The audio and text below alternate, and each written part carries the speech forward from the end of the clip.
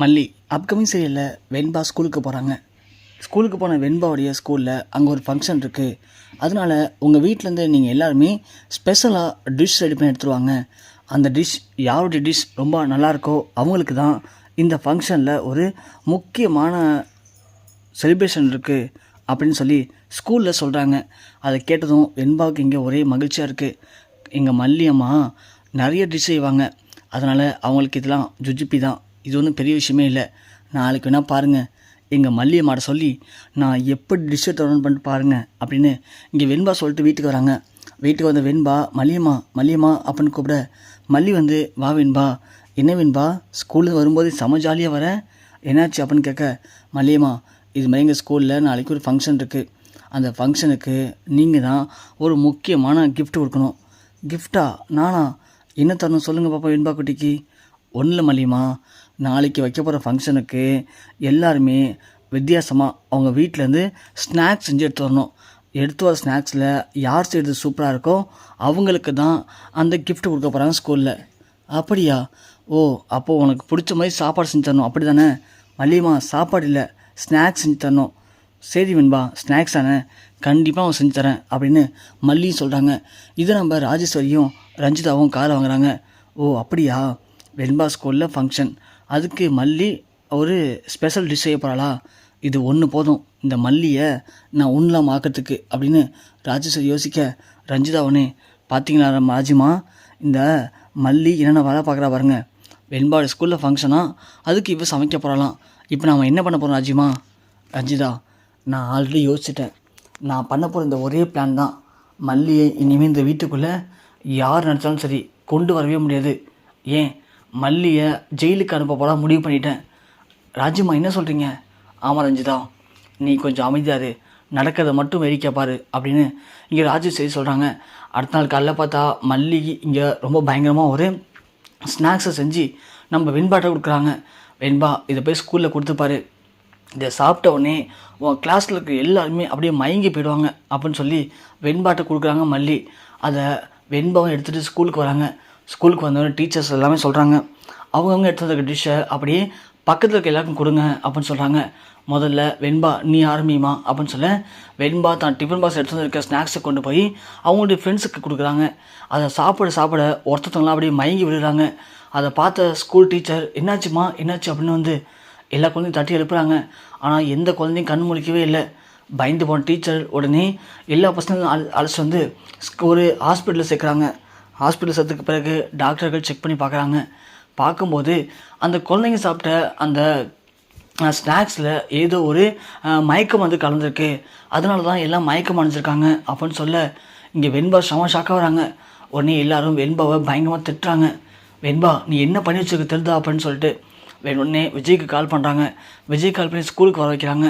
வந்த உடனே விஜய் என்னாச்சு மேம் அப்படின்னு கேட்க, இது மாதிரி இன்றைக்கி ஒரு ஃபங்க்ஷன் இருக்குது, அதனால் வீட்டிலேருந்து ஒரு ஸ்பெஷல் டிஷ் செஞ்சு எடுத்து சொன்னோம், வெண்பா எடுத்து வந்தா, ஆனால் வெண்பா எடுத்து வந்த டிஷ்ஷை சாப்பிட்டதும் பசங்களாம் மயங்கி விழுந்துட்டாங்க, அதான் ஹாஸ்பிட்டல் சொந்தோம், பார்த்தா அந்த ஸ்நாக்ஸில் தூக்க மாத்திரை கலந்துருக்கான். என்ன சார் இது, ஸ்கூலுக்கு வரும்போது இப்படி தான் உங்கள் பொண்ணுக்கு இவ்வளோ அலட்சியமாக சாப்பாடு செஞ்சு கொடுப்பீங்களா? அதுவும் மயக்க மருந்து கலந்துருக்கு அப்படின்னா இது ஏதோ வீரன் செஞ்சு சதி மாதிரி தருது, நாங்கள் போலீஸுக்கு கால் பண்ண போகிறோம் சார் அப்படின்னு சொல்ல, விஜய்க்கு ஒன்றுமே புரியல. வெண்பாட்ட போயிட்டு, வெண்பா இவங்க என்ன சொல்கிறாங்க உண்மையா அப்படின்னு கேட்க, ஆமாண்டாடா, உனக்கு யார் இந்த ஸ்பெஷல் டிஷ் செஞ்சு கொடுத்தது? மல்லியை வாங்க செஞ்சு கொடுத்தாங்க அப்படின்னு சொல்லவும், விஜய் ஒன்றே பயங்கரமாக கோப்பறாரு. நேராக இங்கே ஹெட் மாஸ்டர்கிட்ட போயிட்டு பேசி மன்னிப்பு கேட்டுட்டு விஜய் வெண்பா அழைச்சிட்டு வீட்டுக்கு போகிறாங்க. வீட்டுக்கு போனதும் மல்லி ஓடி வந்து, வெண்பா வந்துட்டியா, என்னாச்சு, நான் செஞ்சு கொடுத்த டிஷ் எப்படி இருந்துச்சு சொல்லு வெண்பா அப்படின்னு கேட்க, விஜய் உடனே பயங்கரமாக கோப்பறாங்க மல்லிக்கிட்ட. நீ என்ன காரியம் பண்ணிக்க தெரியுதா, உனக்கு இருக்குன்னு தேவையில்ல வேலை, நீ அமைதியாக வெண்பாவை மட்டும் பார்த்துட்டு வீட்டில் இருந்தால் போதுன்னு சொன்னேன், ஆனால் நீனு என்னமோ பெரிய தியாகி மாதிரி நான் அதை பண்ணுறேன் இது பண்ணுறேன்னு சொல்லிட்டு வெண்பாவுக்கு டிஷ் செஞ்சு தர பேரில் மயக்க மருந்து கலந்து கொடுத்துருக்க. இப்போது அந்த ஃபுட்டை சாப்பிட்டுட்டு 3 குழந்தைங்க ஹாஸ்பிட்டலில் அட்மிட் பண்ணியிருக்காங்க. இப்போது என்ன பண்ண போகிற அப்படின்னு சொல்ல, மல்லி ஒன்றே பயங்கரமாக ஃபீல் பண்ணுறாங்க, அழுகுறாங்க. என்ன விஜய் சார் சொல்கிறீங்க, அப்போலாம் நடந்திருக்க வாய்ப்பே இல்லை, நான் ரொம்ப பார்த்து கேர்ஃபுல்லாக செஞ்சுருக்கேன், அப்படி இருக்கும்போது அந்த சாப்பாட்டில் எப்படி மயக்கம் வந்து கலந்துருக்க முடியும்?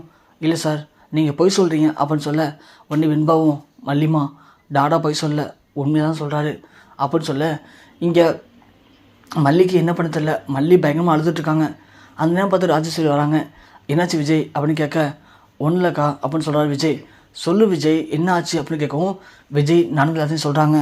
உடனே ராஜேஸ்வரி, தெரியும் எனக்கு விஜய், இவரால் நம்ம குடும்பத்துக்கு இருக்க அசிங்கம்தான், எனக்கு இது நல்லாவே தெரியும். ஆனால் நீ தான் நம்ப மாட்ற, நீ தான் ரொம்ப கேர்ஃபுல்லஸாக எடுத்துக்கிற.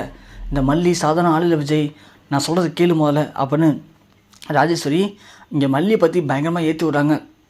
விஜய்க்கு ஒரு பக்கம் மல்லி அப்படி செஞ்சுருக்க மாட்டா அப்படின்னு தோணினாலும் இங்கே ராஜேஸ்வரி சொல்ல கேட்க இங்கே விஜய்க்கு மண்டைக்கு ஏறுது. உண்மையாலுமே மல்லி பண்ணியிருப்பாளா அப்படின்னு யோசிக்கிறாங்க. அப்படின்னு பார்த்து நம்ம மல்லி அழுதுகிட்டே வெளியே போகிறாங்க. வெளியே போகிற மல்லி அங்கே அழுதுட்டு இருக்கும்போது செக்யூரிட்டியை பார்க்குறாங்க. செக்யூரிட்டியை பார்க்கவும் செக்யூரிட்டி திருத்துன்னு முழிச்சுட்டுருக்காரு. அது மட்டும் இல்லாமல் ஒரு பையன் பைக்கில் வரான். வந்துட்டு செக்யூரிட்டிகிட்ட பணத்தை வாங்கிட்டு போகிறான். அதை மல்லி பார்த்ததும் மல்லிக்கு சந்தேகம் வந்து அந்த செக்யூரிட்டி போய் விசாரிக்கிறாங்க. எதுக்கு அந்த பையன் வந்தான், யார் அந்த பையன், எதுக்கு நீங்கள் பணம் கொடுத்தீங்க இப்போது அப்படின்னு கேட்க செக்யூரிட்டி முதல்ல சமாளிக்கிறாரு. ஆனால் இங்கே மல்லி விடாமல் கேட்கவும் வேறு வழி இல்லாமல் செக்யூரிட்டி உண்மையாக சொல்கிறாங்க. இது மாதிரி ராஜேஸ்வரி அம்மா மெடிக்கல் ஷாப் கால் பண்ணி ஏதோ ஒரு மருந்து கேட்டிருந்தாங்க. அதை அந்த பையன் வந்து கொடுத்துட்டு போனான். கொடுத்துட்டு காசு கேட்டான். ராஜிமாவும் காசு கொடுத்தாங்க.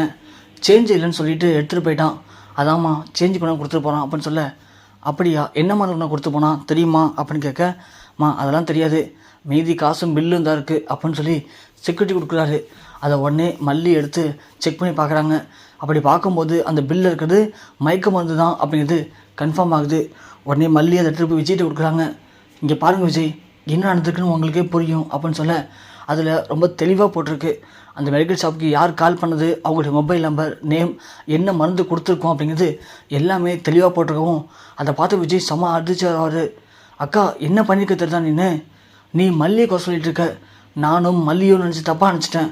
ஆனால் உண்மையிலுமே இப்படியாப்பட்ட கேட்டுட்டு வேலையை பார்த்தது நீ தான், இப்போ தான் எனக்கு தெரிஞ்சிருக்கு, ஏங்க அப்படி பண்ண அப்படின்னு ராஜேஸ்வரியை நிற்க வச்சு கேள்வி வைக்கிறார் விஜய். ராஜேஸ்வரியால் எதுவுமே பேச முடியல, அமைதியாக நிற்கிறாங்க. என்னக்கா சொல்லுக்கா அப்படின்னு சொல்ல ராஜ் ஒன்று, இல்லை விஜய், இது ஏதோ உன் பொண்டாட்டி மல்லி தெளிவாக பிளான் பண்ணி என்னை கோத்துவ ட்ரை பண்ணுறா விஜய், கண்டிப்பாக நான் அப்படி பண்ணவே இல்லை, அக்கா போய் அப்படிலாம் பண்ணுவானா விஜய் அப்படின்னு சொல்ல, அக்கா சும்மா நீ நடிக்காதக்கா, நீ நடித்த வரைக்கும் போதும் நிப்பாட்டு, உன் நடிப்பு எல்லாமே தெரிஞ்சு போச்சு, இப்படி நீ கேவலமான வேலை பார்ப்பேன்னு சத்தியமாக எதிர்பார்க்கவே இல்லை அப்படின்னு சொல்லி விஜய் பயங்கர கோப்பறாரு. இதோடு நிப்பாட்டிக்கோக்கா, இதுக்கு மேலே நீ இது மாதிரி ஏதாவது கேவலமான வேலையை பார்த்தேன்னு தெரிஞ்சதுன்னா அப்புறம் நல்லா இருக்காது சொல்லிட்டேன் அப்படின்னு விஜய் கோமா கிளம்பி போகிறாங்க. மல்லியும் ராஜியை பார்க்குறாங்க. என்ன ராஜ்யமா, என்ன கோத்து விட்டு அது மூலிமா என்னை வீட்டை விட்டு வெளியே அனுப்பலான்னு நினச்சிங்களா? இங்கே பாருங்கள், நீங்கள் எது நினச்சாலும் சரி கண்டிப்பாக அது நடக்காது, எல்லாமே வேஸ்ட்டாக தான் போக போகுது. நீங்கள் இன்னும் எத்தனை திட்டம் போட்டாலும் சரி இந்த மல்லி எல்லா திட்டத்தையும் அடித்து நொறுக்கிட்டு விஜய் கூட சேர்ந்து வாழ தான் போகிறேன், அதை நீங்கள் பார்க்க தான் போகிறீங்க அப்படின்னு மல்லி ராஜேஸ்வரிக்கு சவால் விட்டுட்டு அங்கேருந்து கிளம்பி போகிறாங்க.